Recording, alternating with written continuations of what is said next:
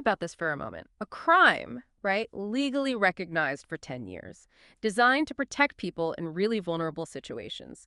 Yet, despite that law being there, victims often find themselves still fighting for justice, feeling alone, sometimes even battling the very system that's supposed to help them. It's happening across England and Wales. So today we're doing a deep dive into something pretty concerning. It's about how police forces are, well, really inconsistent when it comes to recognizing and responding to coercive or controlling behavior, CCB for short. And just to be clear, this isn't always about physical violence. It's that pattern of psychological, emotional abuse aimed at controlling someone, isolating them.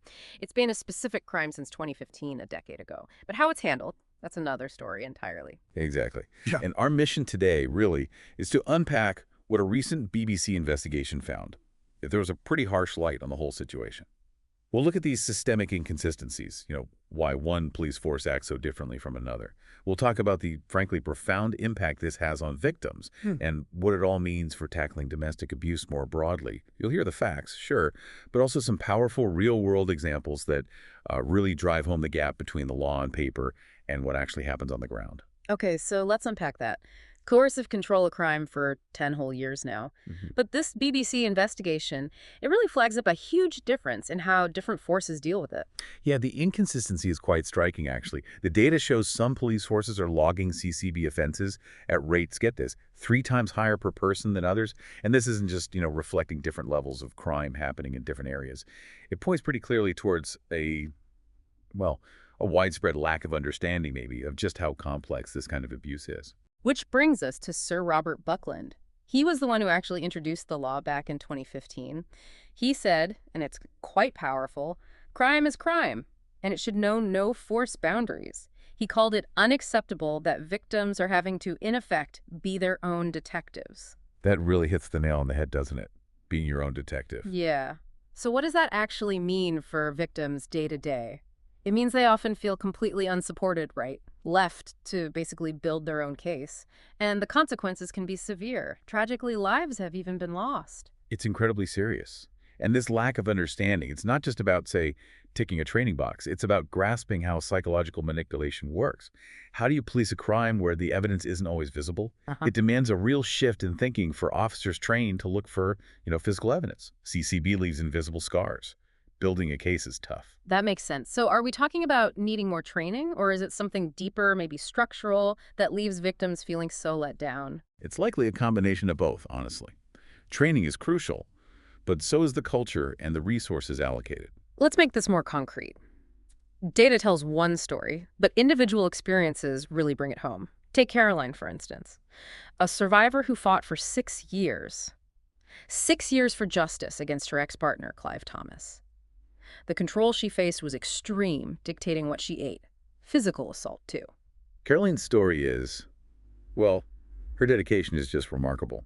She essentially had to become her own investigator. She put together this incredibly detailed 32-page chronology of the abuse, included evidence like photos, even notes she disguised on her phone as shopping lists to document things secretly. Wow, so she does all this work, gathers all this proof. And despite that, her case was initially just dismissed by the Crown Prosecution Service, the CPS. Dismissed. After all that.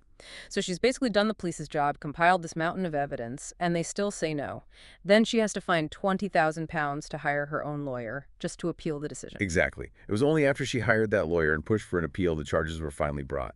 And then there was that twist, right? It came out later that the police had actually withheld key evidence. How does that even happen? It's shocking. As Caroline's lawyer, Rachel Horman Brown KC, she's a real expert in these cases, put it, when you look at the abject failings, it beggars belief. To have evidence withheld by the people meant to protect you, that's just devastating. She pointed out that so many victims, men and women, feel fobbed off by the police.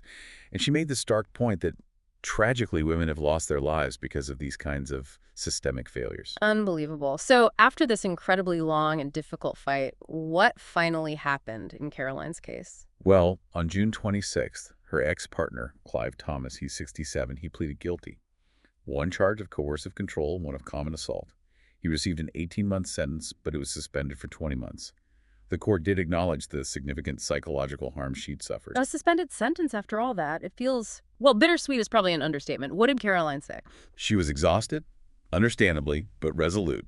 She said, if I hadn't done anything, it would have been hanging over me for the rest of my life. I know I needed to do it for myself. Her strength is incredible. Her strength is undeniable, but her story, while it ended with a conviction, albeit a suspended one, isn't universal. We also need to talk about Gemma.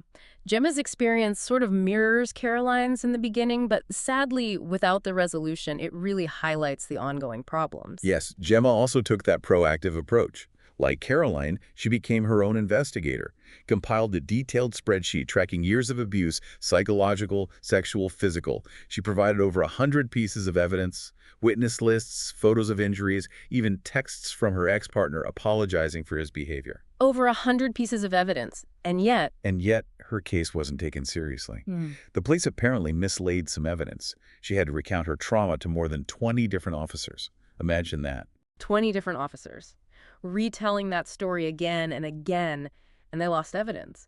So Gemma does everything she possibly could, provides overwhelming proof, and nothing, no charges filed. Nothing. Her ex-partner has never been charged.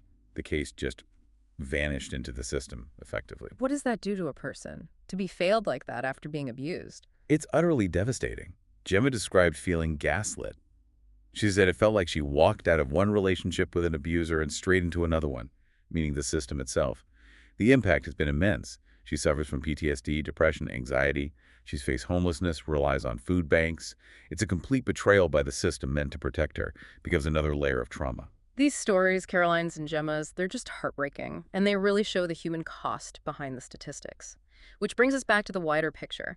The BBC's analysis of recent data from April 2023 to March 2024 confirms that huge variation between forces recording CCB is still happening. Exactly. And connecting this back, academics, charities, they're pretty consistent in saying this disparity isn't about real differences in crime levels. It's about that lack of understanding we talked about. And what's also worrying is the tools designed to help aren't always being used. Take the Domestic Abuse Risk Assessment, or DARA. It rolled out in 2022, meant to be used at every domestic abuse call. But Freedom of Information requests found that over half, 23 out of 43 police forces in England and Wales, still aren't using it consistently. So the tool exists, but it's sitting on the shelf in many places. And it's not just the tools, it's the training too, right? There's also a big difference in how many officers have completed the recommended training course, the Domestic Abuse Matters course, which specifically covers CCB. That's right.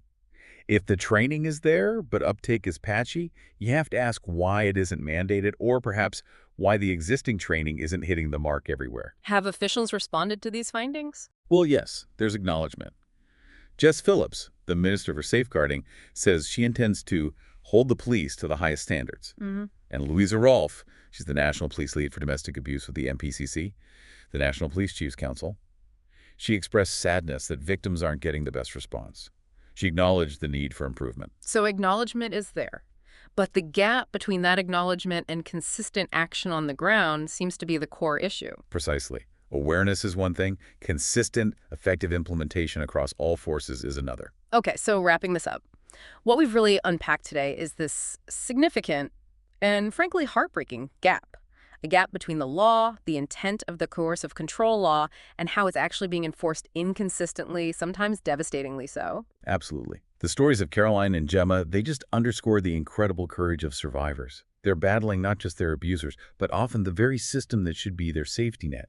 These systemic failures, whether it's understanding the crime, proper training, or even just handling evidence correctly, they leave victims feeling abandoned, gaslit. And the consequences, as we've heard, can be tragic and life-altering. So as you've been listening to this, maybe think about this.